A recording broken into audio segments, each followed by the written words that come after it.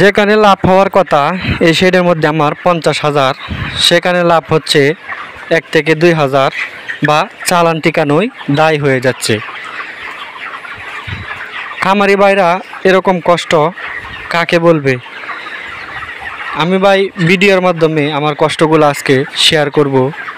ভাই আমার এখানে 1000 মুরগি আছে, 50 বস্তা খাবার খাইছে, আজকে 30 দিন বয়স। আমার বাচ্চাগুলো নেওয়া আছেন গত 1 মাস আগে। আজকে তারিখটা হচ্ছে 27/9/2025, রোজ শনিবার।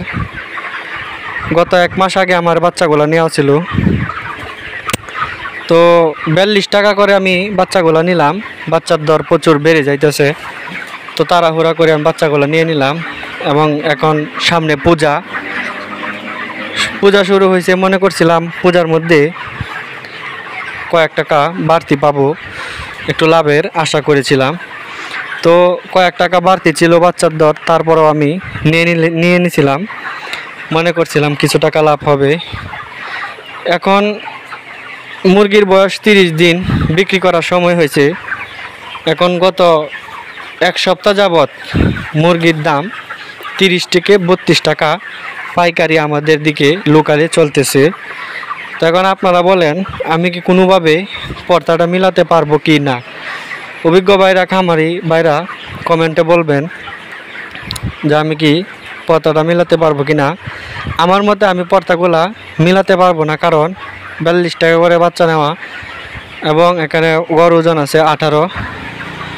আমার চালান মিলানোই দায় হয়ে যাবে। যদি 30 টাকা করে বিক্রি করি তাহলে চালান মিলানো আমার দায় হয়ে যাবে। তো এই ব্রয়লার ব্যবসাটার মধ্যে অনেক সিন্ডিকেট, কি বলবো ভাই, এত সিন্ডিকেট মানে বলার ভাষা নাই ভাই।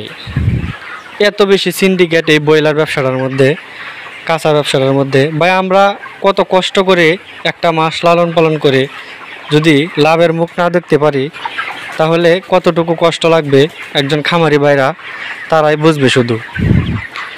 আর তারা সিন্ডিকেট করে কোটি কোটি টাকা আত্মসাৎ করতেছে চেয়ারে বসে। এরকম কষ্ট ভাই খামারি ভাইরা ছাড়া অন্য কেউ বুঝবে না, কারণ তারা তো মুরগি কম দামে যদি কিনতে পারে তাহলে তাদের কাছে অনেক ভালো। যদি বেড়ে যায় তাহলে এই প্রতিবাদ করে। এখন আমরা বস্তা আনতেছি 3200 টাকা ডিলারের কাছ থেকে, 3300 টাকা, বাকিতে মনে হয় 3200 ডিলারশিপ যদি দেয় তাহলে 3320 টাকা পড়ে যায় এক একটা বস্তা। এক একটা বস্তা যদি 3300 টাকা হয় তাহলে ভাই কেমনে? আপনারা একটু পর্দাটা মিলান ভাই। আগে ছিল 2600, 2700। 6 বছর আগে যখন সেট করতাম তখন ছিল 2200 টাকা, তখন ভালো ছিল। এখন ভাই এরকম একটা সিন্ডিকেট তৈরি হয়েছে এই ব্রয়লার জগৎটার মধ্যে, মানে এই ব্যবসাটা চালিয়ে রাখাটা খুবই কষ্টদায়ক বিষয় হয়ে দাঁড়িয়ে আছে।